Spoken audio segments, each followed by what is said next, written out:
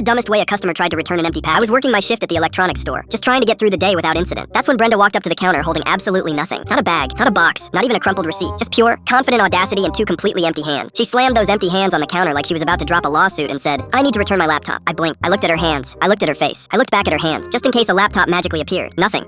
Sure, I said slowly. "Where is it?" She pointed directly at her empty palms. "It's right here, ma'am. Unless you're holding an invisible gaming rig from a dimension I can't perceive. There is nothing in your hands." I tried again. "I'm sorry, I don't see anything." She rolled her eyes like I was the idiot in this situation, pulled out her phone, and shoved the screen in my face. It was a picture of a laptop box, just sitting on someone's kitchen counter. Not even a good picture. Blurry, half crop, probably taken mid-sneeze. She tapped the screen aggressively and said, "There, see? That's the laptop. I want my money back." I stared at her. I stared at the phone. I stared at the universe for answers. "Ma'am, this is a photo." "Exactly. Proof of purchase." "No, that is not how refunds work. That is not how anything works." I tried explaining, as calmly as possible, that she needed to bring the actual laptop if she wanted to return it. She gasped like I just told her oxygen was a scam. "Why would I bring it here if I'm returning it? That makes no sense." Her logic was so backwards it could have qualified for a parking space reserved for confusion. "Because we need the item to process the return," I said. She crossed her arms. "You're being difficult." At this point, I could feel my brain cells holding hands and jumping off a cliff. Then she started getting louder. "This is ridiculous. I have proof right here." She waved her phone around like it was a legal document signed by 3 judges. My manager heard the commotion and came over, probably expecting a normal complaint. Instead, he got Brenda. "What seems to be the problem?" he asked. Brenda turned to him like she just found her lawyer. "Your employee won't let me return my laptop even though I have a picture of it." My manager paused, blinked, looked at me. I just shrugged. "Ma'am, we need the physical item to process a return,"